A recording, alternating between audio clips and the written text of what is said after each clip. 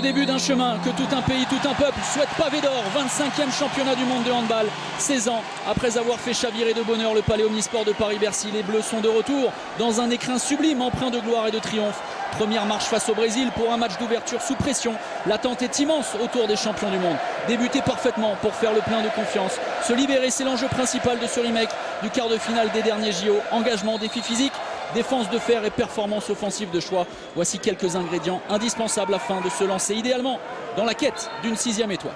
Défense de fer, il l'a demandé pour l'équipe de France. La défense, elle sera sur un dispositif qui explose sur cette première passe. On a trouvé Cédric Sorando, c'est lui qui marque le premier but des 25e championnats du monde. Absolument esselé, Sorando bien trouvé par Daniel Narcisse. Vous le reverrez sur la prochaine défense brésilienne. On évolue, on n'est pas surpris, sur un dispositif 1-5 très étagé, cette défense brésilienne. Enrique Teixeira pour le demi-centre. Le poste de pivot est occupé par Alexandro Pozer, le futur Dunkerquois, le joueur de Puerto Sagunto, qui est un vrai pivot de position, qui a énormément de talent et qui commence un début de compétition avec un combat livré avec les frères Karabatic. Lucas sanctionné avec ce carton jaune. Et la France qui va vouloir s'imposer, vous le savez, essentiel dans les premières minutes de marquer son territoire. Alors l'expression prend tout son sens ici à Paris. Toledo et la première parade pour Thierry Omeyer. Ce tir plein centre mais très puissant. Attentif Thierry Omeyer et la montée de balle avec Michael Guigou. Il y a une solution de 1 contre 1 à jouer. On va calmer tout ça, partir sur du jeu placé. Ça avait parfaitement fonctionné lors de la première action française. 2 pivots avec Lucas Karabatic et Cédric Sorando. Valentin Porte. Le marché pour Valentin Porte, un appui de trop.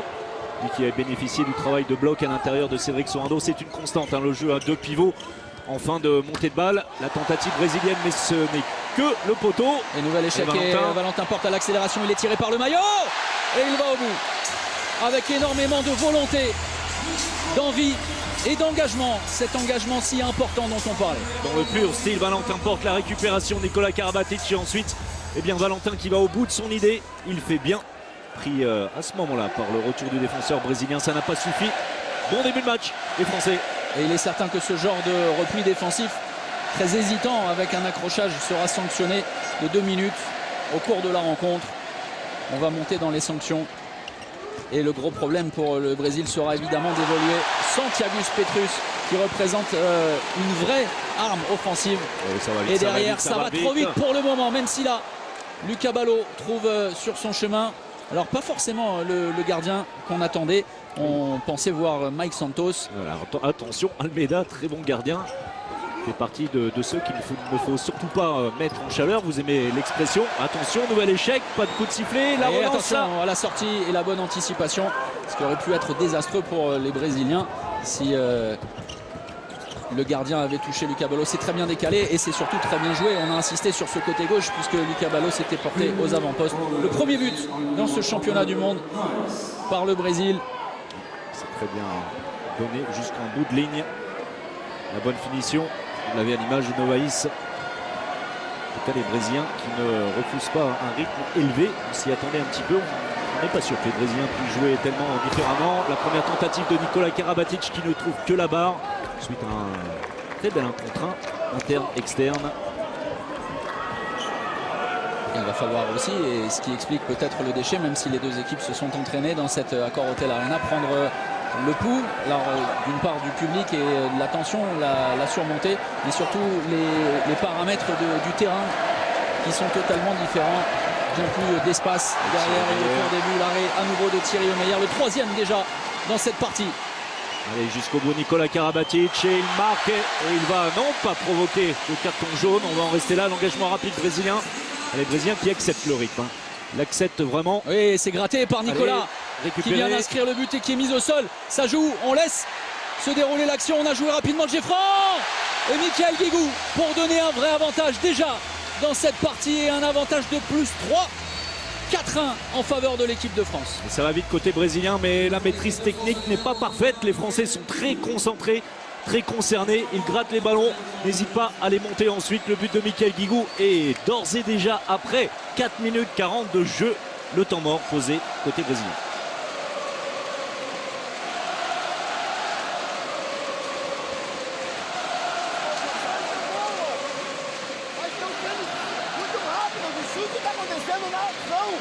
Ele para, faz ação e chuta.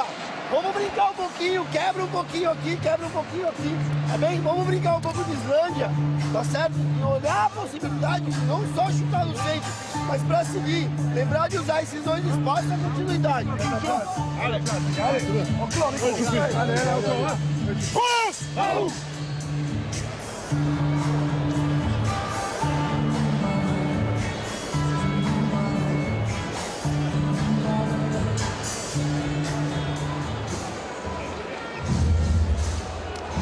Quel début de partie tonitruant de la part des Bleus. On parlait d'enjeu, on parlait forcément un peu de pression. Les Bleus l'ont balayé en quelques instants en mettant énormément d'intensité, en profitant aussi des échecs des Brésiliens, en montant rapidement les ballons et en trouvant la solution. Et surtout, on pouvait s'attendre évidemment de l'excitation après une telle attente. Ici, enfin débuter son championnat du monde, et on a surtout énormément de concentration du côté français avec des joueurs d'expérience. On revient dessus. La défense en dispositif 0-6 bien évidemment autour des deux Karabatic, Luka et Nicolas. Cédric Sorando d'un côté, Valentin Porte de l'autre. Un seul changement attaque-défense, vous l'avez vu, c'est avec Daniel Narcisse. Mais regardez, hein, on sait, tout part de la défense. À partir de là, on peut avoir des ballons et les monter très rapidement. C'est ce qui s'est passé lors de ces 5 premières minutes. On a vu Aniel Vinicius Langaro qui a été pris et qui a eu des difficultés. Le joueur de Logroño. Beau joueur à suivre, que ce Langaro. Nouvel arrêt de Thierry Omeyer après le bon travail de sa défense. Le tir est contré par défenseur central français. Ensuite Thierry Omeyer qui réalise sa 4e parade après 5 minutes 30 de jeu. Et les premiers Titi descendent du haut du toit de l'accord Hotel Arena avec un Thierry Omeyer qui est déjà à 80% d'arrêt. 4 sur 5, imaginez-vous. Et pas de solution pour Toledo. Ça défend bien. Quel bon repli défensif de la part de Valentin Porte. Oui, alors attention à bien se replacer. On a mis un petit peu de temps côté droit. On était désorganisé sur le repli défensif tout simplement puisque les Brésiliens dans un premier temps étaient en supériorité numérique. On a bien géré la situation en fermant avec beaucoup d'entraide. Mais ensuite, au moment de se replacer, on était encore un petit peu en retard. La défense en 1-5 proposée par les Brésiliens, c'est du classique. Et l'accélération de Michael Guigou qui a pris complètement à revers la défense brésilienne. J'allais presque, non pas vous reprendre, mais réagir sur ce que vous disiez. On est effectivement en 1-5, mais il y a eu un 5 un peu étrange avec des numéros 2 très hauts. Hésitantes, oui. Oui, on est totalement isolé. Alors, s'isoler face à des joueurs tels que les joueurs français, capables sur un contre 1 de faire la différence, Michael Guigou a tout de suite montré de quoi il s'agissait. Le ballon est très lourd déjà pour les Brésiliens. Les dribbles et le slalom géant de Michael Guigou qui perd le ballon. Et la récupération, il demande et il réclame Clerston David Novaes. Sa volonté de vite porter le danger en face. Michael Guigou qui a tenté un geste pratiquement impossible. Il s'en excuse auprès de Lucas Ballot. Vous voyez les pertes de balles. 4 du côté français, 2 déjà. Un chiffre important tout simplement puisque ça va très vite. Et c'est là où on est un petit peu étonné. Hein, lorsqu'on se présente comme ça face à la France à domicile dans l'ouverture du championnat du monde, on peut être tenté de casser le rythme. Et bien les Brésiliens Toledo, Langaro, c'est mal engagé cet enclenchement et à nouveau la défense prend le dessus. Énormément de mobilité, d'entraide également. Comme des chaussures. Toledo qui va céder sa place. L'entrée de quelqu'un d'assez costaud.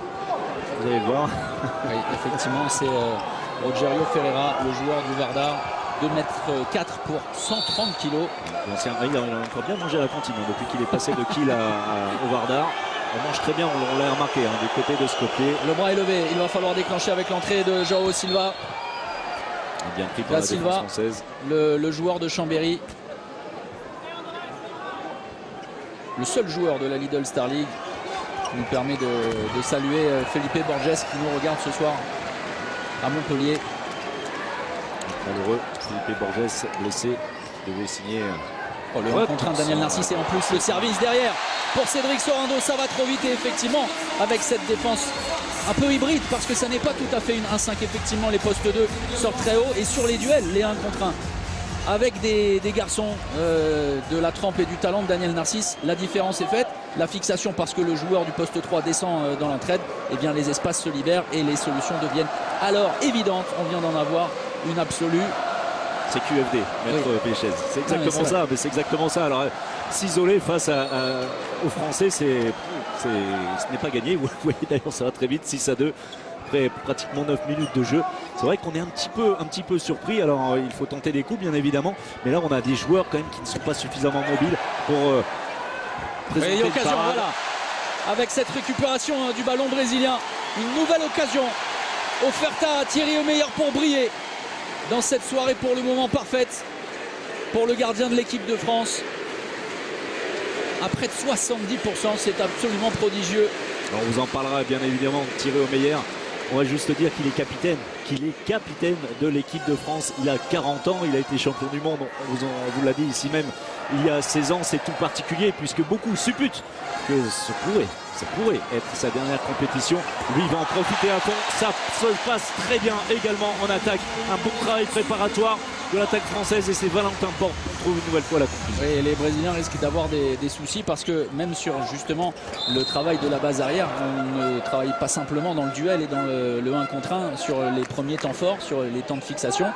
Mais si on commence à trouver des solutions sur un travail préparatoire, sur des longues courses, sur du jeu sans ballon, les Brésiliens risquent de passer une soirée très longue. Elle est mal engagée, la soirée brésilienne, pour le moins. Vous voyez, auteur de 2 buts seulement avec Thierry Omeyer qui fait le boulot, mais pas seulement Thierry Omeyer qui profite d'une bonne défense. Et on voit des Brésiliens déjà un petit peu perdus, les yeux dans le vague. Ça défend le fer avec Valentin Porte et Luka Karabatic sur Aniel Vinicius Langaro. L'arrière gauche qui va avoir des responsabilités, le changement de position sur le départ du Geffran, l'entrée en deuxième pivot de Texera, Toledo, le désaxé, mais le bras va rester levé. Bonne faute commise par Nikola Karabatic avec de l'agressivité mais positive. Il fait couper l'action alors qu'elle allait aller à sa conclusion, le beau tir. Mais ça c'est un arrêt, c'est touché par Thierry Omeyer, un de plus sur ce tir de João da Silva, qui est en manque de réussite à l'image de ce tir, mais qui est en manque de réussite tout court depuis le début de la saison. 5 buts simplement inscrits avec Chambéry. Alors évidemment il a beaucoup moins de temps de jeu depuis l'arrivée de Romain Briff et de Quentin Minel. Et dans un style assez similaire, voilà pourquoi. Ça. Alors qu'il avait inscrit 36 buts la saison passée et alors qu'il brillait vraiment avec Léon avant son arrivée en Savoie. Il est transformé et pas de manière positive. C'est bien. La continuité, de la fluidité dans le jeu. On lâche les ballons, on fait l'effort.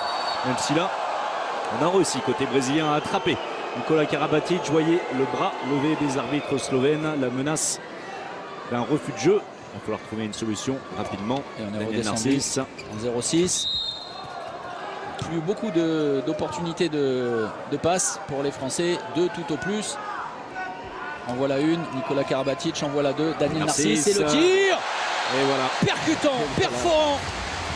Et voilà pourquoi on est également heureux des fois de voir Nikola Karabatic et Daniel Narcisse évoluer ensemble. Ça, c'est une évidence. Mais avec ce changement de poste, puisque c'est allé tellement vite depuis le début qu'on ne l'a pas signalé, autant on retrouvait très souvent en ces dernières années Nikola Karabatic demi-centre et Daniel Narcisse à gauche. Autant depuis le début de la partie, on avait fait l'inverse avec le travail préparatoire. Alors, qui n'a pas d'équivalent, celui de Nikola Karabatic et Daniel Narcisse qui pose son appui. Ensuite, le talent Narcisse fait la différence. Da Silva a pris le poste de demi-centre. Ouais, ça ne passe toujours pas. Et c'est Enrique Texera qui a glissé sur le poste d'arrière gauche. Enrique Texera qui est capable, le joueur de Huesca, de jouer au poste d'arrière gauche ou de demi-centre. Et l'échec, en tout cas la perte de balle côté français. Avec Sorando, changement attaque-défense. Attention à être solide. Garo, c'est un 7 mètres. C'est un monstre. Certainement pour une défense en zone de Lucas Ballot. On va revoir tout ça. Langaro qui allait trouver la solution. Oui. Alors à ce moment-là, oui, largement, même s'il n'intervient pas du tout, évidemment, ça gêne dans son organisation. Ça va donner l'occasion à Thierry Omeyer de s'illustrer une nouvelle fois avec la fixation. Il ne sait pas quoi faire et il trouve pourtant la solution. Gros temps de fixation qui a fait la différence, c'est ça. Oui, regardez, très longtemps et ensuite il arrive à dépasser, mais alors légèrement Thierry Omeyer au niveau de la hanche. Et alors dans le jeu, c'est évidemment famélique. C'est un but qui est intervenu sur jet de 7 mètres après 7 minutes 20 de disette offensive. Avec beaucoup d'échecs et surtout peu de situations de tir favorables. Le jeu à 2 entre Nikola et Luka Karabatic, ça ne fonctionne pas, ballon perdu. Plus 5 pour l'équipe de France. Texera. Oh, la perte de balle. Non, on va revenir une faute. À la limite de la reprise de dribble, effectivement. Mais la faute avait été commise. Tirage de maillot. Première situation. Regardez, à 7 joueurs de champ côté brésilien. Almeida a cédé sa place à Ferreira Moraes. Et on va constater, si l'équipe de France a fait des progrès, ce fut le poison des Bleus lors d'un match de qualification pour l'Euro, notamment en Belgique, ce qui nous permet de saluer Yerim Silla, le sélectionneur des Red Wolves. Et pendant 59 minutes, les Bleus avaient été empêtrés sans solution. Attention, parce qu'il est touché au visage, et 2 minutes contre Cédric Sorando. Alors, ce n'est pas très spectaculaire, sauf qu'il y a eu la petite gifle bien involontaire de Cédric Sorando sur Toledo. Première exclusion côté français. Regardez, avec le bras gauche, là, au niveau de la gorge. Oui, alors si vous prenez une légère soufflette de la part de Cédric Sorando, c'est une patte d'ours qui s'abat sur votre corps. Hein. Oui, c'est assez solide, hein, côté Sorando. On est bien d'accord. Le retour d'Almeida. La passe de renversement Toledo, ça reste compliqué. Énorme Meyer. Là aussi, hein, ça manque de fixation sur le tir. Il ne sait pas quoi faire. Ça n'offre pas un vrai intérêt. C'est un tir très faible en termes de qualité. Oui, surtout le pauvre Brésilien qui est tombé dans le panneau. Regardez cette statistique. Incroyable. 73% surnaturel pour le jeune Thierry Omeyer. Et Didier Dinard est en train de pester parce qu'il demande le changement attaque-défense pour faire entrer un 6e joueur de champ et laisser Thierry Omeyer sur le banc. La France est en infériorité numérique. Le but est vide. On s'en sort bien côté brésilien avec une nouvelle fois un joueur, Potzer en l'occurrence, totalement isolé avec 3 mètres de chaque côté face à Michael Guigou. Passé sur un poste de demi-centre. Hein. C'était très circonstanciel. Il va retrouver son aile gauche désormais. Le bras qui se lève rapidement une nouvelle fois. Nicolas qui va devoir aller vers le but. Valentin Porte, c'est la récupération du ballon de la part de Luka Karabatic. Thierry Omeyer est revenu dans ses buts. La récupération avec pas mal de réussite pour Luka qui va chercher ensuite le 9 mètres.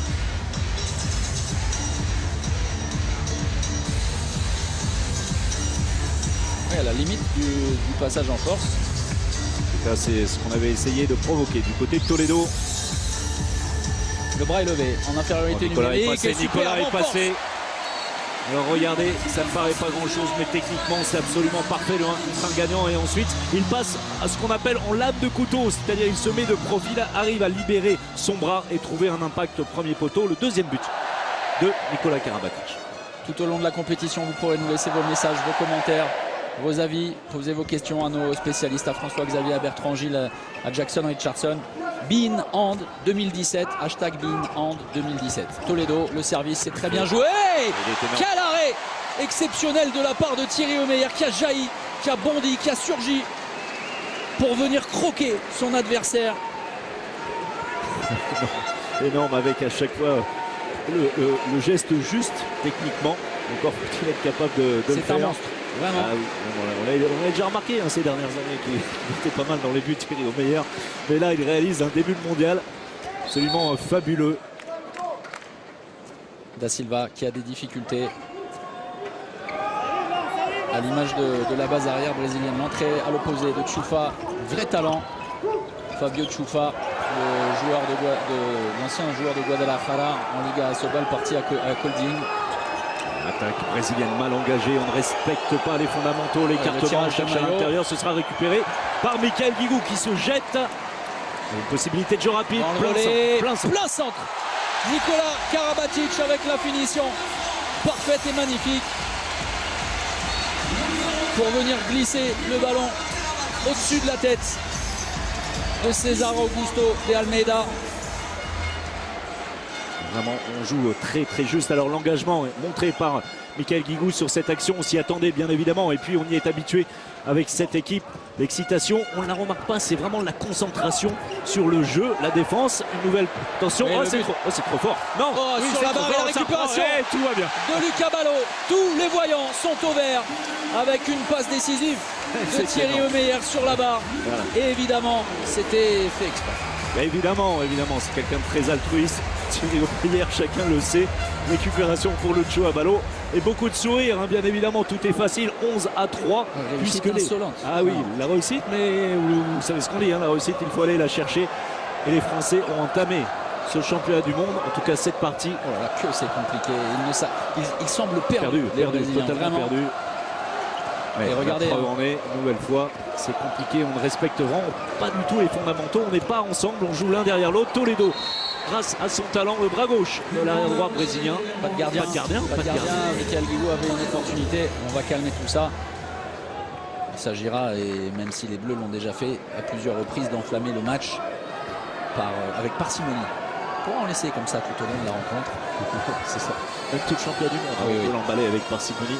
On n'est pas obligé d'être à fond toujours. On reste sur ce 7, toujours du côté de Didier Dinard et Guillaume Joly, qui a donné bien évidemment satisfaction. Le Yago, la sortie de son endo pour Valentin Porte, le temps fort. Kola Karabatic, bien pris cette fois. On est allé insister sur ce côté droit avec le poste 3 occupé par Thiago Ponciano. Autre joueur a évolué en Espagne, Daniel Narcisse. Valentin Porte. Quel service pour Cédric Sorando et l'arrêt derrière. Ce qui va permettre aux Brésiliens de monter le ballon, mais le repli défensif est déjà effectif. Toledo. Très bien joué de la part de Toledo pour réduire le score. 11-5 pour les Bleus. Un joueur qui s'est... On a découvert hein, son maillot de Plosk, le Polonais.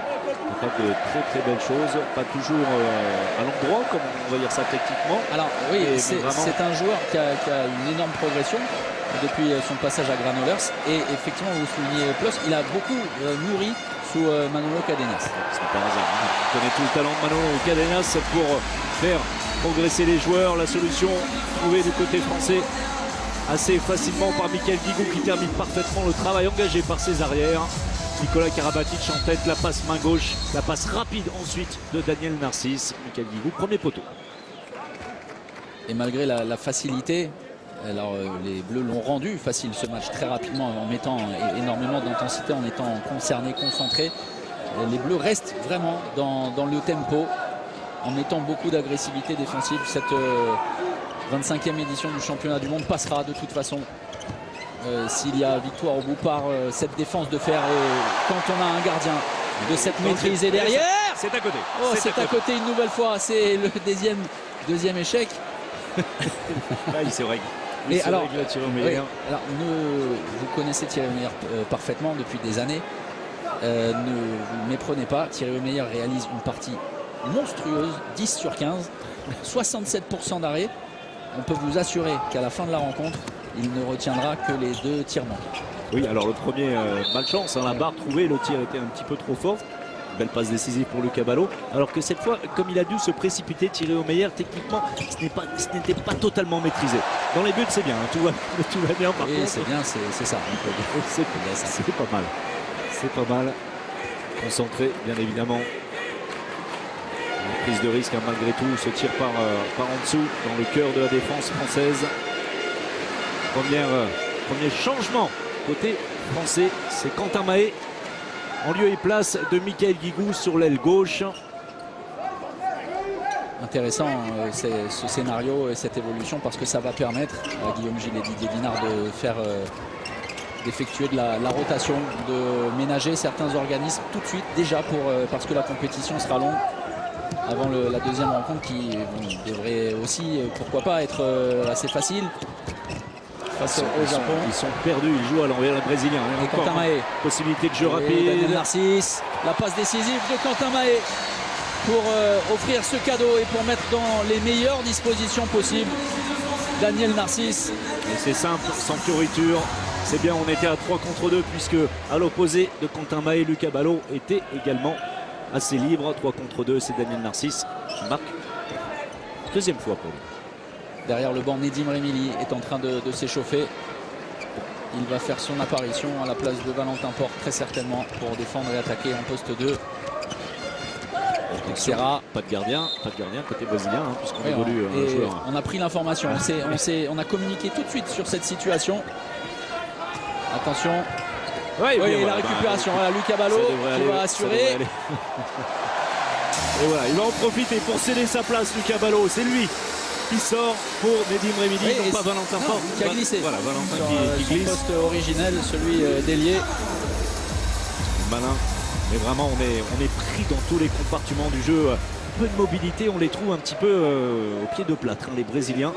Alors qu'ils nous avaient vraiment séduits par leur jeu rapide cet été. Et on se souvient, vous avez raison de le souligner, cette difficulté. Alors le contexte était totalement différent pour l'équipe de France. Mais pendant 40 minutes, les Bleus avaient dû lutter au plus haut point pour se dépêtrer en quart de finale et pour s'offrir une place dans le dernier carré. Avec un score de 16 partout à la mi-temps. Imaginez-vous, il y avait 22-22 après 39 minutes. La France qui avait pris l'avantage dans les 20 dernières minutes grâce notamment à Daniel Narcisse et Michael Jou qui avaient été énormes. 7 et 8 buts sur l'ensemble de la partie. Mais ce soir, les choses sont bien différentes. Les Brésiliens sont méconnaissables, même si on trouve la solution avec Texeira. Une nouvelle fois, une feinte de tir par en dessous et ensuite il arrive, le meneur de jeu brésilien contourné. C'est lui le meilleur buteur, vous le voyez avec 3 buts. Il a marqué la moitié des buts de son équipe. Pas de solution pour Quentin Mahé qui tentait de revenir dans l'intervalle entre 1 et 2. À Teixeira. C'est ce que m'a dit Felipe Borges ce matin. Alors Teixeira. Très attention. Teixeira. Nicolas Karabatic, peut-être le jeu à 2. Voilà, c'est fait avec Erickson Ando qui impose sa puissance. Ce sera un carton jaune simplement pour Ponciano. Ponciano.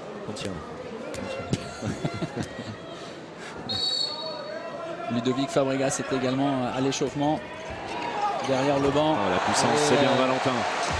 Trop facile pour les Bleus qui mettent tous les ingrédients pour se rendre la chose aisée. Attention, ce sera plus qu'une remontrance. Non, on va en rester à une remontrance pour Valentin Porte. Vous voyez cette action, alors avec beaucoup de détermination pour Valentin qui va une nouvelle fois au bout de son idée. Mais c'est encore un petit peu tendre. Intervention des défenseurs brésiliens. La bonne lecture également dans le jeu de Nicolas Karabatic qui a servi Valentin dans le parfait timing. Fabregas et Ludovic Fabregas et Lucas Karabatic dans le centre de la défense française. C'est une association qu'on avait vu beaucoup lors du second match de préparation face aux Slovènes du côté de Montpellier. Ça avait été plutôt séduisant. Plus de solutions évidemment avec Ludovic Fabregas pour changer les défenseurs centraux. Chantal Nunes qui est vraiment stupéfait par cette rencontre. Il ne s'attendait pas à ce genre de scénario. Alors évidemment, hein, on va répéter, l'absence de Thiagus Petrus est immense. C'est un joueur stabilisateur dans la défense, même si on a très peu vu les Brésiliens évoluer en 1-5. Avec un manque de moyens, la faute offensive. Oui, faute offensive, cette fois, passage en force. Imaginez, hein, pour corroborer ce que vous disiez, Toledo cette fois qui va trouver la solution. C'était un ballon sur l'attaque précédente pour passer à plus 10 après 26 minutes de jeu maintenant. C'est quand même assez impressionnant à Toledo qui se manifeste une nouvelle fois. Toledo Teixeira sont pour l'instant les deux seuls Brésiliens qui s'illustrent. Oui, à surnager effectivement. Et toujours cette défense très haute sur les postes 2 avec un poste avancé. Le 1 de la défense 1-5. Clearston David Novaïch, c'est l'un des joueurs capables d'évoluer sur ce poste haut. Attention à reprendre le mouvement. On a une défense de plus en plus étagée, enfin avec des défenseurs de plus en plus isolés. Nicolas Karabatic en 1 contre 1, c'est un marché décidé par les arbitres slovènes. Toledo, Teixeira. On passe par Toledo dans l'intervalle. C'est bien défendu. C'est bien positionné, stabilisé par Quentin Mahé.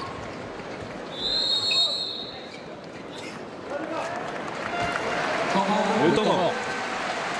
Posé par Didier Dinard et Guillaume Gilles. On écoute les deux nouveaux coachs de l'équipe nationale. Tu sors en défense, ok? Donc on va passer à corps numéro 3. On va repartir parce que l'opposé ça monte pas forcément. On essaie Ciudad, côté petit. Tu regardes bien, on libère à l'opposé à 2. 5-6. Oui, on peut le faire aussi, pas de souci. On commence là-dessus, on va passer dessus. Allez, ok? On va sur Ciudad ici. Si ça passe pas, on passe à 7. Ok? On va sur Ciudad avec toi. Si ça passe pas, ensuite on passe à 7. Allez. Bora, bora, bora! Expectativa you recognize absolutely amazing on Max. Guerreiro, Brasil, They caralho! have to be even better. Ladies, you've got to make some noise on the count of Vous avez 3. entendu Guélinard 2, 3. qui règle un petit peu l'attaque française par rapport à ce qui est proposé du côté brésilien en défense. Ciudad. Alors Didier Linard, il aime Ciudad, il aime beaucoup Ciudad. Il a vécu de grands moments à Ciudad Real. Feu Ciudad Real.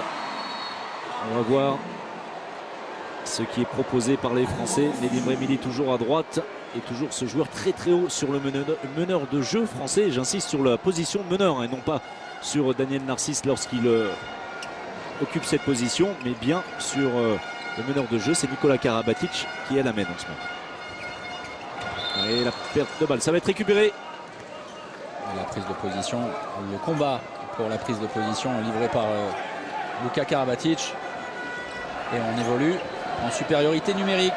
Oui, c'est intéressant. Deux pivots, Fabregas à droite, Karabatic, Luka de l'autre côté. On tente également d'utiliser cette possibilité tactique. Et on l'a aperçu face à la Slovénie, ça avait parfaitement fonctionné. Le passage en force, Nedim Remili, et qui Allez, trouvait le retour. l'intervalle externe, mais c'est bien replié, c'est bien dévié, c'est attentif et c'est un arrêt. Oui, alors ça. pas le plus difficile, mais ce sera comptabilisé en statistique. Et autant vous dire qu'il sera très attentif. Thierry Meyer, il a un ordinateur personnel dans le crâne et il sait, croyez-moi, le nombre d'arrêts effectués. C'est-à-dire que si on ne le fait pas, on s'expose à de gros problèmes. Pour en être certain, le but vide du côté français. Une nouvelle fois, on évolue à 7. Rester en mouvement malgré tout. lâché. Attention à la faute sur Valentin Quel Porte, but ça passe. Spectaculaire, Valentin Porte, touché, heurté sur le flanc, mais en lévitation, il réussit à trouver une solution improbable. Une roucoulette s'il vous plaît, une roucoulette pour terminer. Valentin Porte, 4e but pour Valentin, il est à 100% de réussite. Oui, tout comme Daniel Narcisse à 2 sur 2 ou Mickaël Guigou à 3 sur 3. Les joueurs français très efficaces. Valentin en retard sur sa tentative d'interception. Pas de dégâts. Et nouvelle parade pour Thierry Omeyer. C'est la 13e. François Xavier. Oui. Dites-moi tout. 73% d'efficacité au tir côté français, 27% côté brésilien. 13 sur 20. C'est une bonne note pour Thierry Omeyer. 65% pardon. Et on l'a dit, hein, c'est faible du côté brésilien au niveau d'efficacité tout simplement puisqu'on ne trouve pas de bonne situation de tir. Celle-là est très bonne. Celle-là est très bonne. Et c'est surtout, on a étiré la défense brésilienne, on s'est transmis le ballon dans le bon tempo, on a écarté le jeu pour trouver la solution sur un décalage. Et une nouvelle fois, par l'intermédiaire de Valentin Porte. C'est bien, c'est simple, c'est bien exécuté tout simplement avec cette idée d'écarter le jeu. On a fini 2 fois de suite sur Valentin Porte et on y est Thomas, 17 à 7 plus 10. Les 10 dernières secondes de cette première période menées de main de maître par les champions du monde qui ont dominé, qui ont survolé ces premiers instants du mondial 2017. Et on va s'arrêter là, le dernier jet franc de la part des Brésiliens qui ne se sont pas précipités, hein. Clairement là aussi c'est un vrai signe d'échec. Et regardez, les visages sont très fermés. Le coup est très dur, asséné sur la tête des Auri Verde. Et le dernier tir sera arrêté. Oui, c'est un arrêt de la part de l'un des hommes de cette première période, Thierry Omeyer. Plus 10 en faveur de l'équipe de France, qui est pour l'instant phénoménale. Quelle impression livrée François Xavier par les Bleus. Écoutez, si on a pu penser à un moment que cette équipe présenterait des doutes étant donné les circonstances et avant tout puisque l'équipe de France dispute son mondial ici à domicile, bien les doutes. Coup d'envoi de la seconde période après 30 minutes de rêve. Les Bleus vont tenter de poursuivre le travail effectué pendant ce premier acte. Avec beaucoup de changements, Thomas, vous l'avez vu, Olivier Gnocas sur l'aile gauche en défense. Position qu'il tiendra sans doute également en attaque. Ludovic Fabregas avait fait son entrée en cours de jeu en première période. Et puis sur le flanc droit, arrière droit, Adrien Dipanda. On va tenter de mettre plus de mouvement. Joao da Silva, c'est très bien joué sur un contre 1. La finition, elle, laisse à désirer. Une nouvelle fois, on s'en était rendu compte lors des 30 premières minutes. On va mettre tout voilà, sur le jeu placé, toute la ligne offensive en place avec Daniel Narcisse qui va glisser sur le poste d'arrière gauche. Quentin Mahé à la main. On l'avait aperçu lors du deuxième match face à la Slovénie. Adrien Dipanda côté droit, Ludovic Fabregas et Luka Karabatic. On joue donc en supériorité numérique à 7 contre 6. Avec Quentin Mahé à la main. On va concerner tous les joueurs, continuer de travailler bien évidemment. Attention à ne pas forcer la passe. Changement. Et c'est à côté, mais alors, Oui, alors largement incroyable. Alors dans un premier temps, il avait hésité. Alors qu'il avait vu le but libre, Mike Santos. Ensuite, à force d'hésiter, regardez, alors techniquement, c'est loin d'être parfait. Le ballon mal positionné dans la main, le poignet qui tourne. Du mauvais côté, c'est largement à côté du but. C'est intéressant. Ça fait mal à un demi-centre magnifique que vous avez été de voir un gardien échouer de manière calamiteuse. Alors attention, que là, il y a un coup à jouer. Daniel Narcisse s'est illustré. C'est à côté. C'est assez incroyable quand même. Malgré tout, c'est assez incroyable. C'est symptomatique de ce qui est en train de se passer. Ils sont en train de couler, vraiment, les Brésiliens. Il n'y arrive pas de 35 mètres par le gardien. Il n'y arrive pas non plus de 20 mètres sur l'engagement par un joueur de champ. Et jusqu'où vont devoir aller ces Brésiliens pour trouver la solution. C'est quand même assez étonnant. Alors on l'a dit, peu importe, il faut continuer à travailler avec de nouveaux joueurs en situation réelle et puis permettre à chaque joueur de rentrer de plein pied dans ce mondial. C'est un vrai luxe pour les Français de pouvoir se permettre ça très rapidement dans cette partie. Oui, travailler sur les schémas de jeu, c'est bien joué. Pas de solution pour Lucas Ballot. C'est une zone qui est sifflée contre l'ailier droit de l'équipe de France. La montée de balle, le retour dans les buts de Vincent Gérard, Teixeira avec Da Silva. On est en position de numéro 2 en défense. Et double changement, attaque-défense de ce côté-ci du terrain avec Langaro et Moraes pour l'entrée au poste de pivot avec un Alexandro Pozer très décevant et fantomatique. C'est transparent, mais on l'a dit, peu de joueurs se sont illustrés. Oh là là, quel scotch! Peut-être dans le jeu rapide dans un second temps. Adrien Dipanda dans le jeu à 2 contre 2 peut-être. Non, pas de solution. C'est bien. Ouais, c'est servi immédiatement. Et derrière l'équilibre parfait de Luka Karabatic, mais l'inspiration géniale de Quentin Mahé qui a surpris tout le monde. C'est allé très vite, regardez, en lâchant son ballon. Et en reculant, et il fait bien de reculer. S'il reste au même niveau, eh bien l'action est coupée définitivement. Il y aurait eu un 9 mètres pour les Français. Le fait de reculer lui permet de libérer son bras et de lâcher cette passe assez super pour Luka Karabatic. Encore faut-il, alors l'inspiration c'est bien, mais il faut avoir également les arguments techniques pour pouvoir réaliser les choses qu'on voit. Vincent Gérard dans le même registre, c'est clair, c'est facile, il est à 100%. Parce que les Brésiliens n'ont toujours pas marqué avec des échecs terribles et des solutions pourtant évidentes. Le retour de Quentin Mahé. On va repartir sur une situation de supériorité numérique. Bertrand Gilles le soulignait, François-Xavier, c'était passionnant. Oui, on va évidemment continuer à travailler. Attention, parce que Da Silva n'a pas pris l'information. Il n'y a pas de gardien, il n'y en a toujours pas. Vincent Gérard est de retour. Et on a tardé. On a pris tout son temps. Et derrière, eh bien, le piège s'est refermé sur la Seleção. Incroyable. Et regardez alors le très bon retour défensif de Lucas Ballot et Luka Karabatic. Voilà pourquoi. Eh bien, on n'a pas de solution côté brésilien. Mais c'est assez étonnant avec un tir faible, très faible. Il faut dire les choses comme elles sont de la part de Choufa. Tir à mi-hauteur à l'opposé du contre français. C'est en toute logique que Vincent Gérard se détend. Vincent Gérard qui reste à 100%. 3 sur 3 pour le gardien Montpellier. Daniel Narcisse. Ouais, le service là aussi est superbe pour Ludovic Fabregas. On trouve dans les petits espaces des solutions. Et Toledo. Mais c'est en force. Attention, Lucas Ballot. Trop en force. Pardon Thomas. C'est pris la cheville. Oui, la cheville de Lucas Ballot. Alors l'homme élastique, ça devrait aller. Il en sourit. Vous ne l'avez pas à l'image. On voit la parade de Vincent Gérard. Pas de dégâts pour Lucho Ballot qui va retourner en attaque. Une inquiétude parce que la glissade a été soudaine. On va le constater, on va être assez attentif à ses prochains appuis. Adrien Dipanda à la course, Daniel Narcisse. On va repartir côté gauche. Donc le temps fort. Et derrière, pas de solution.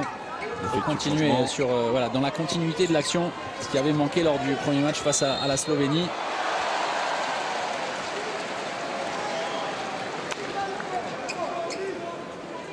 Et Adrien Dipanda qui doit prendre la pleine mesure de ce rendez-vous. Attention, le bras levé, on est toujours à 7 en attaque, pas de gardien de but. Il va falloir aller vers le but, c'est fait par Adrien Dipanda. Les Brésiliens vont-ils enfin profiter de cette situation? Non, Vincent Gérard est de retour.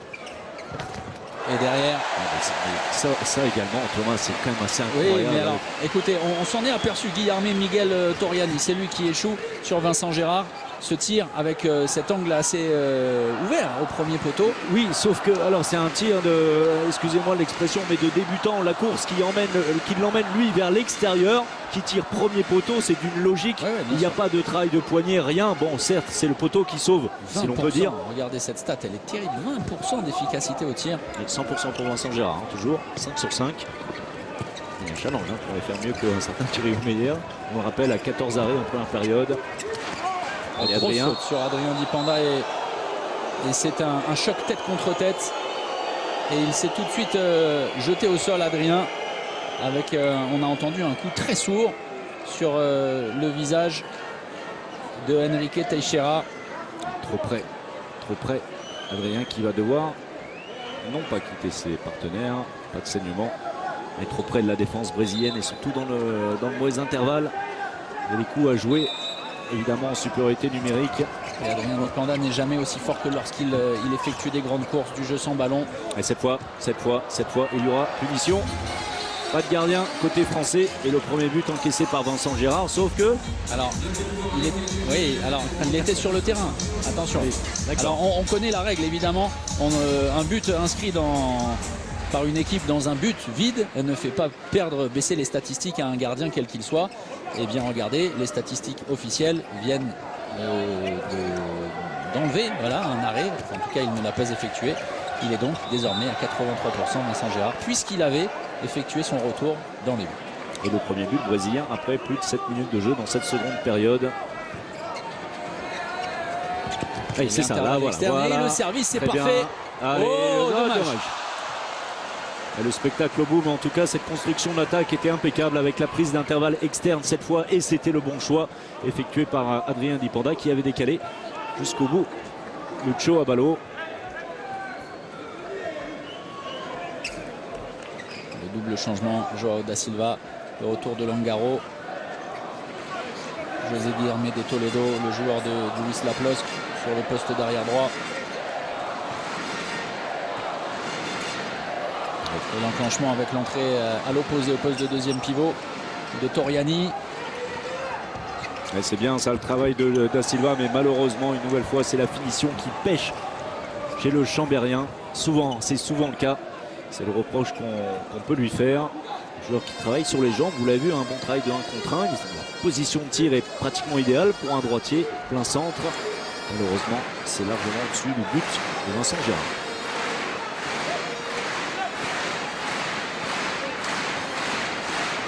Lucas sur une position d'arrière gauche. Cette fois, on évolue toujours en supériorité numérique. Et la puissance de Lucas qui allait porter le ballon à l'opposé de sa position initiale. Pas suffisamment pris en compte par la défense brésilienne. Le coin long, la lucarne trouvée par Lucas.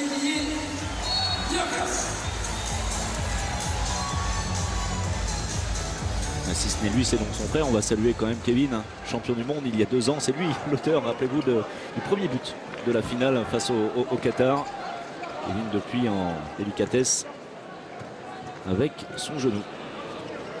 Le même enclenchement avec le mouvement à l'opposé de Toriani.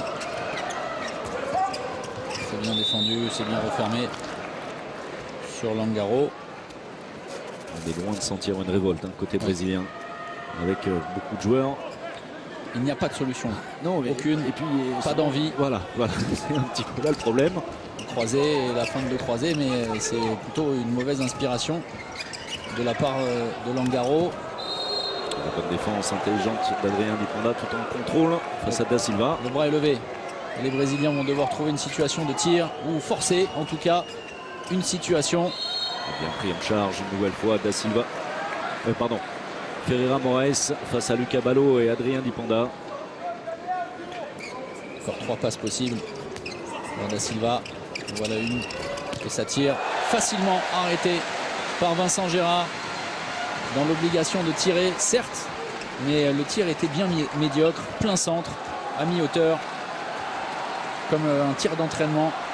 Le changement défensif et une prise de risque, mais obligatoire bien sûr, avec une défense en 1-5, une vraie défense 1-5 en poste avancé et une stricte quasiment sur Quentin Mahé. Alors regardez les espaces derrière, le joueur avancé, c'est énorme. Oh, la grosse faute sur Olivier Gnocas qui va jusqu'au bout. Il va se balader. La sanction différée et les 2 minutes d'exclusion contre Rogerio Ferreira, le joueur du Vardar qui a été pris de vitesse et qui est très maladroit sur cette faute. Regardez, alors lui, le travail de jambes, je vous en parlais pour Da Silva, pour Ferreira Moraes, c'est beaucoup plus compliqué. Les pieds scellés dans le béton. On est quand même assez circonspect par les choix également, côté brésilien. On reste sur cette défense très ouverte avec des garçons dans cette seconde période, côté français, de la dynamite, on va le dire comme ça, dans les jambes, notamment Gnocas. Alors vous allez trouver que je parle trop peut-être. Oui, je trouve. Oui, tout court. Et vous n'êtes pas le seul. Je vais trouver trop d'excuses aux Brésiliens, mais l'absence de Thiago Petrus, on est obligé d'en reparler parce que justement sur cette défense 1-5, c'est lui qui stabilise l'effectif avec son expérience, avec un peu plus de mobilité que dans le bloc central affiché par les Brésiliens. Voilà, un seul être vous manque et tout est dépeuplé. Et bien là, les arbres sont en train de choir 1 à 1 et la forêt brésilienne est dévastée. Non, mais c'est exactement ça. Alors, pour le coup, et vous parlez à bon escient, comme toujours, puisque c'est le mot de Thiago Petrus de Santos, c'est un stabilisateur du jeu, que ce soit en attaque et en défense. Et il manque à tous les niveaux, même si on a très vite vu dans cette partie que les Brésiliens n'y étaient pas, surtout dû au fait que les Français y étaient très bien. On a parlé des impacts physiques. Et vous savez, à force d'en prendre, de reculer sur chaque impact en attaque. Et au bout d'un moment, bien voilà, regardez. William Acambré qui signe son retour en compétition internationale. Et de quelle manière, comme l'impression laissée lors de sa sortie, efficace, performante, convaincante, lors de son entrée en jeu en tant que titulaire face à la Slovénie ce week-end. C'est bien amené cette attaque côté français avec un croisé entre Quentin Mahé. On fixe sur la droite, le ballon va de l'autre côté. William Acambré ne se trompe pas, il choisit le bon intervalle et très rapidement sur un appui il trouve la solution. Oui, l'un des chouchous du public, également de l'Accor Hotel Arena, on vient de s'en rendre compte, l'un des sauveurs de la nation également dans la grande histoire du handball français. C'était face à l'Espagne et ce tir venu... Et avec le bel hommage, j'en viens rendu à Jérôme Fernandez, qui la médaille, c'est pour lui, c'est grâce à lui. C'est vrai qu'on était très mal embarqué face aux Espagnols et que le lapin Cambré était sorti de son chapeau, absolument phénoménal. 23-9. Thomas, on parle pendant ce temps-là, 23-9, c'est quand même assez inattendu, même si on sentait que les Français étaient capables et rentreraient certainement très bien dans leur mondial. N'imaginez pas qu'il y aurait une telle différence. Le mouvement à l'opposé des Fabio Ciuffa, le Schwenker, c'est bien joué et superbe. La conclusion, c'était parfait sur ce geste et aujourd'hui est un jour particulier pour José Guillermo de Toledo qui fête ses 23 ans, il fête son anniversaire ce soir et autant vous dire que le gâteau est bien indigeste. Les jeunes joueurs, Toledo, 23 ans seulement. À noter cette action entre Teixeira, donc j'ai bien appris, et Toledo, 8 buts à eux deux sur un total de 10. Sinon, ça aurait été extrêmement faible par ailleurs. À la limite de l'interception, Adrien Dipanda. Subtile conclusion. Pas besoin de mettre énormément d'impact. Il avait fait la différence et trompe tranquillement Mike Dos Santos.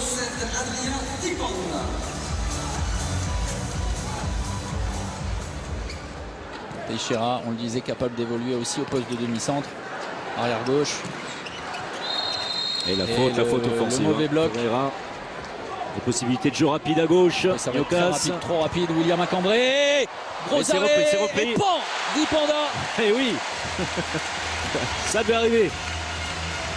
Dipanda à la récupération. Ce ballon rapidement monté sur le côté gauche. Et une fois encore, et c'est tellement révélateur qu'on trouve à chaque fois un Français à la récupération du ballon.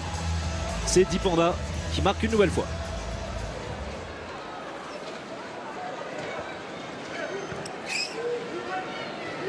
Les Français qui prendront demain la direction de Nantes avant de retrouver le merveilleux public de la Halle XXL. Plus de 10 000 spectateurs attendus pour le deuxième match des Bleus face au Japon. On vous offrira vendredi sur beIN Sport l'intégralité de la compétition en exclusivité sur nos antennes. Et on vous parlera du programme génial de demain déjà, avec 3 voire 4 rencontres par jour. Commentées parce qu'elles seront toutes diffusées pour le tour principal. C'est difficile, mais regardez, regardez. Elle est magnifique. Oh, quelle passe exceptionnelle. Quel altruisme. Allez, des sourires évidemment, regardez. Ça c'est bien fait. Luka Karabatic qui fait la feinte de passer. Ensuite, c'est Torchant, mais Lucas Ballot qui récupère le ballon en kung fu où il était déjà en l'air et arrive à voir plein centre absolument tout seul, isolé. Adrien Dipanda. C'était le régal, le régal pour tous. Pas moins pour les Brésiliens. Ouais, l'entrée de Gabriel Young. C'est lui, ballon en main. 2 minutes. Ouais, Dipanda, non. Luka Karabatic est un petit peu sorti de l'alignement défensif. 0-6. Luka qui va s'excuser auprès de Ferreira Moraes. 2 minutes de pénalité pour le numéro 22, Luka Karabatic. En amont, au départ de l'action, supériorité numérique pour les Brésiliens. Et joueur très jeune, le poste d'arrière droit, le grand blond, avec des chaussures noires, c'est lui. Oui. Ouais. Gabriel Young qui est né en 97 et qui fait partie de la réserve du FC Barcelone. Alors Gabriel Young, oui, en brésilien si vous voulez le nom complet, Gabriel Young Serreta. Moi j'étais resté sur le grand blanc. Maladroit. En l'occurrence avec ce tir largement à côté. Quentin l'amène, on joue sans gardien de but, on est donc en égalité numérique. Parce que Luka Karabatic a été expulsé, ce sera, attention, Teixeira, 2 minutes pour Teixeira. Oui, c'est l'application pure du règlement.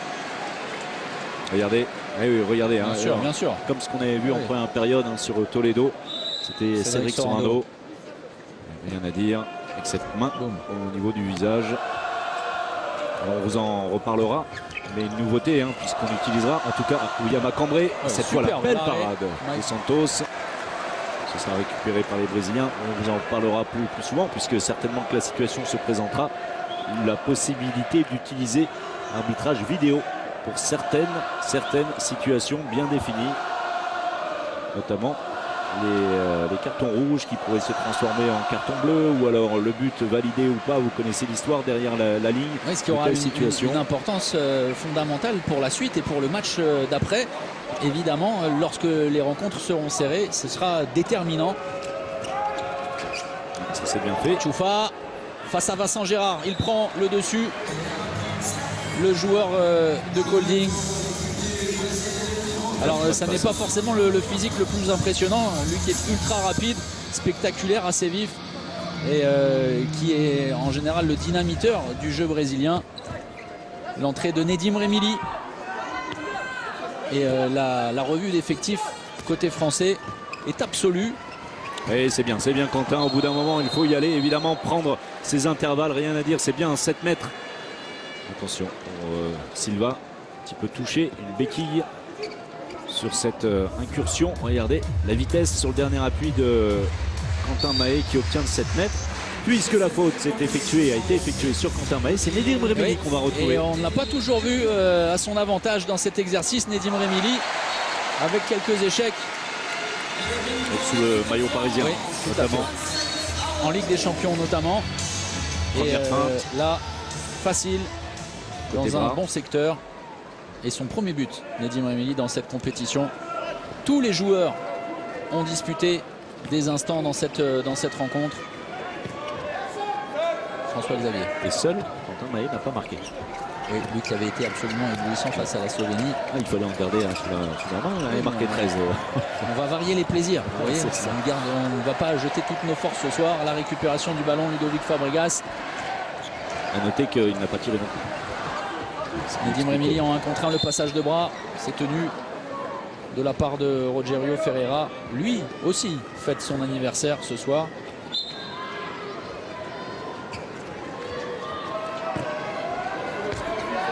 Bien terminé cette partie, il reste un petit peu plus de 10 minutes de suspense. Il n'y a plus depuis bien longtemps. S'appliquer, travailler en conditions réelles. Nedim Remili qui force son tir. L'arrêt de Santos. Et Da Silva, le bon retour de Valentin Porte. Oui, c'est bien, mais c'est bien. Ouais, mais il était un peu il est derrière. arrivé Voilà. de derrière, bien sûr. Voilà. La règle est claire. La générosité de Valentin Porte sur cette action. Silva et oui, de côté, même de derrière, on voyait la main droite de Valentin Porte dans le dos de Silva.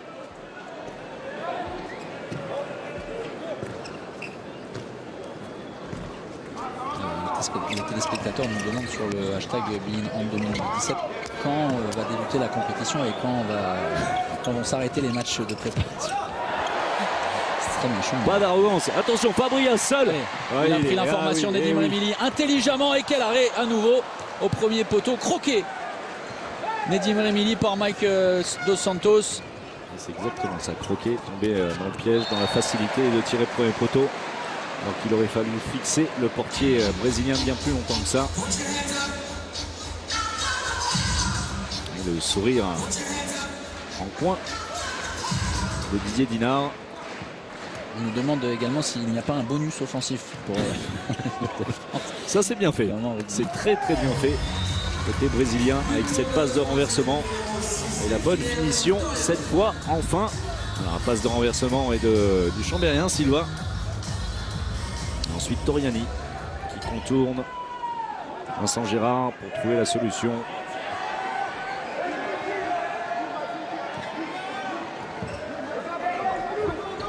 Le gardien côté français. La sortie de Fabregas qui va porter le ballon. Oh là là, quel ballon lâché pour Olivier Gnocas de la part de William Acambré. C'est costaud.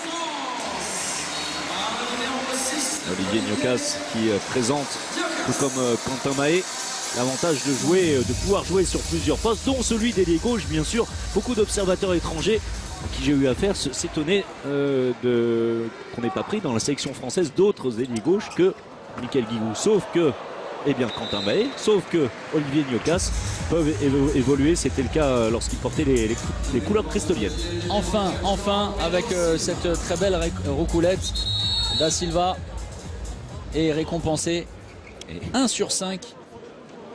Et enfin, on a monsieur Nelcheski à l'image. Ah, qui c'est? Oui, mais c'était pour passer à la télé. Regardez, c'est le monsieur juste en bas de votre écran à gauche qui est l'un des pontes dans la désignation des arbitres, qui a le droit de citer de vie ou de mort sur quiconque. C'est-à-dire que l'un des est un petit peu de trop.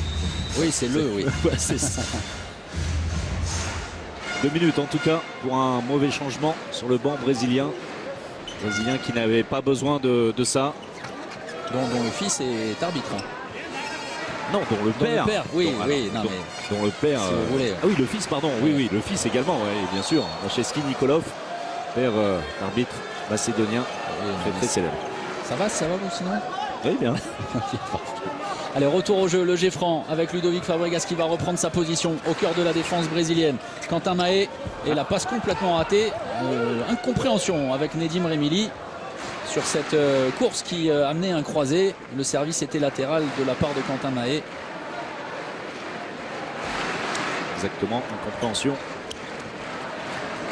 de Quentin et Nedim devant leur papa respectif, ex-cristolien également, Pascal Mahé et Kamel Remili, manager général du club de l'US Créteil, Malenpoint. Service difficile. Vous avez vu cette prise de balle très particulière. Et il lâche en cassant le poignet systématiquement. Ça fonctionne, mais c'est peu académique. On va peut-être s'en rendre compte de la part de Gabriel Serreta. Et Silva qui trouve cette fois un bel impact. Longtemps de fixation en l'air pour le Chambérien. Et le tir qui reste premier poteau alors que Vincent Gérard a anticipé sur le coin long.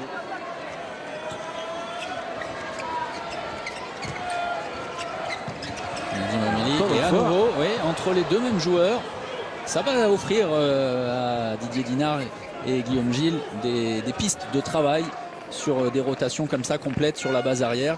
Effectivement, voilà, pour travailler des systèmes, des enclenchements et surtout travailler des automatismes qui là sont clairement défaillants.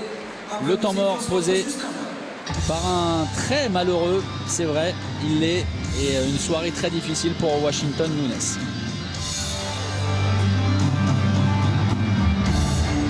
Vamos voltar a trabalhar. Com 2 pivôs aqui, tá? Trabalhamos com um pouco mais de ser incisivo. Trabalhamos sempre com possibilidade de permuta para esse jogador chutar aqui.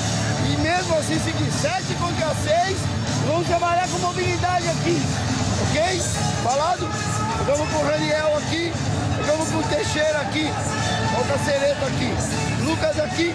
Aqui trabalhamos com o Ponciano e trabalhamos com o Rogério. Ok? Voltamos a marcar 6-0 um pouco agora. Vai, galera, forte, caralho! Vamos!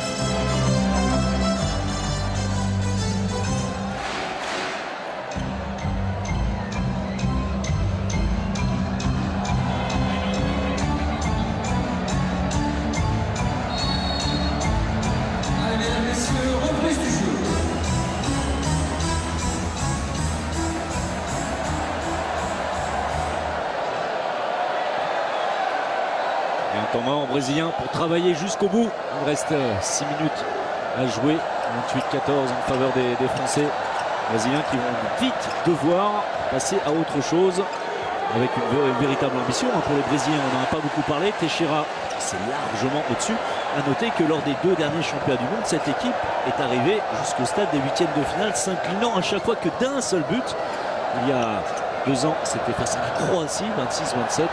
Il y a 4 ans, c'était face à la Russie, 26-27. Et le Brésil retrouvera la Pologne. Alors, énormément d'hésitation et d'interrogation autour de l'équipe polonaise après sa déroute à l'Euro, son Euro. La récupération de William Acambré s'est stoppée par Mike Dos Santos. Belle entrée du portier brésilien, seconde période. Oui, attention à la grosse faute. Oui, alors, pas du tout le même gabarit, Mike Dos Santos qui est un petit gardien mais très vif, 1m80, simplement le joueur qui a disputé le Super Globe et puis finalement il a décidé de rester au Qatar, recruté par Al Rayyan.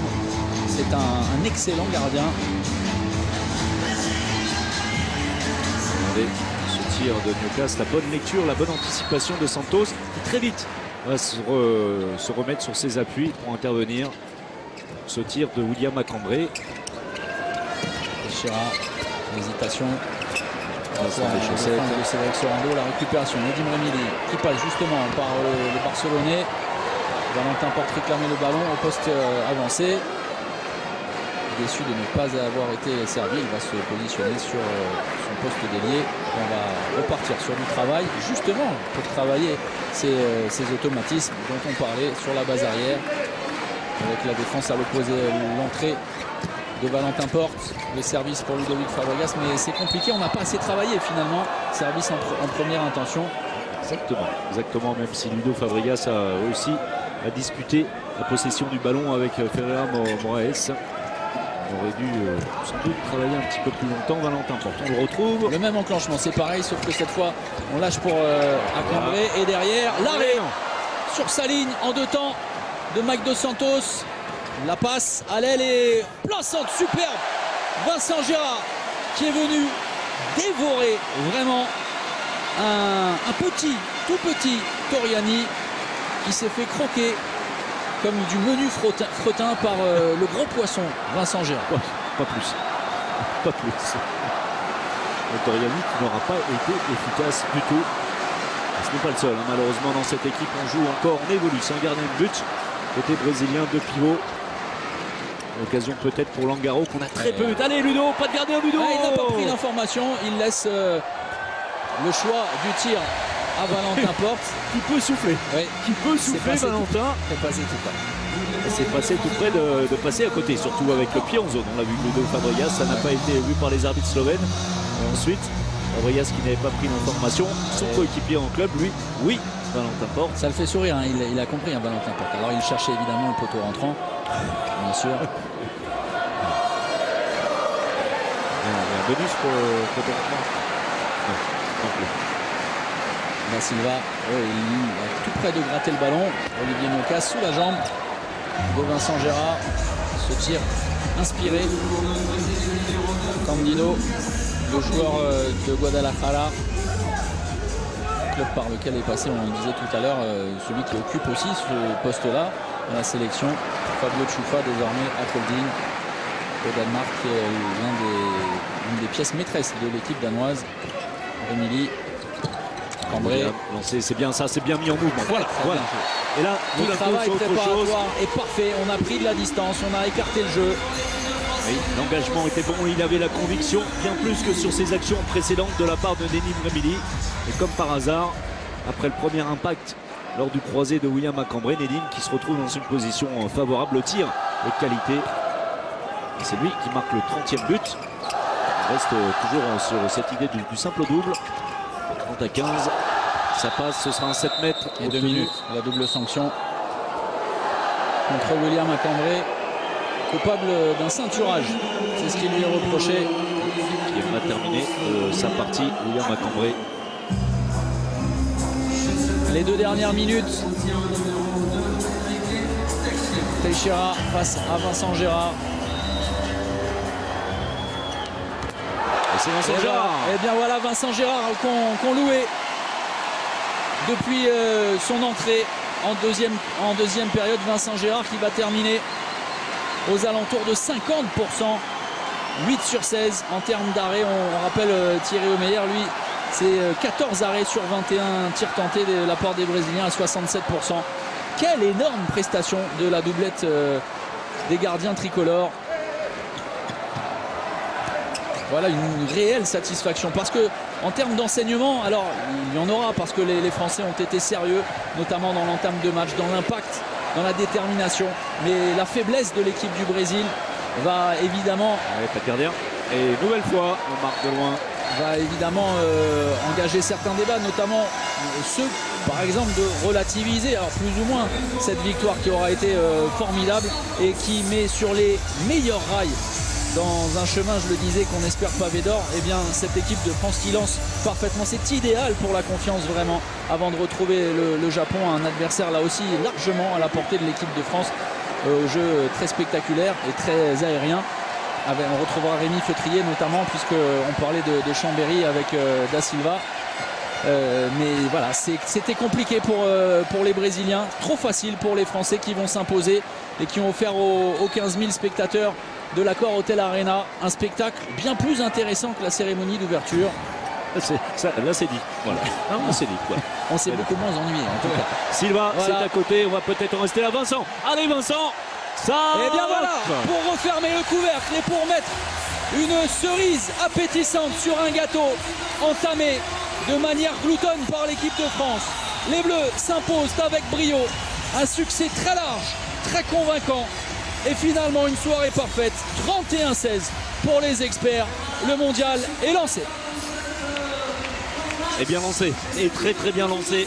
Alors on fait confiance à nos garçons, Bertrand Gilles, Jackson Richardson et puis Claude Onesta qui va rejoindre Marie sur notre plateau pour débriefer tout ça. Mais voilà, c'est assez simple, relativement simple, que des satisfactions. Déjà le score, la victoire bien évidemment, puisqu'il s'agit d'accumuler des points pour vite, très vite se qualifier et si possible en première place. On prend 2 points à l'instant et puis surtout ça a permis cette facilité provoquée par les Brésiliens, des Brésiliens qu'on répète faibles, mais peu importe, eh bien ça a permis à chacun d'avoir du temps de jeu, de bien en profiter. On va avoir beaucoup de sourires et c'est bien l'essentiel. Une première également pour Didier Dinard et Guillaume Gilles dans ce mondial. Donc écoutez, tout est très très positif. Dans le détail, eh bien les techniciens feront leur boulot. Alors tous les soirs on vous proposera ce jeu, François Xavier, et on va comptabiliser les points. Qui sera le MVP de cette rencontre? Le petit jeune là, qui a joué dans les buts en première 40 période. ans à peu près, oui, Ouais, c'est ça. c'est Ouais, ça. je suis d'accord avec vous, je partage cet avis. Ça va lui faire une 75 millième montre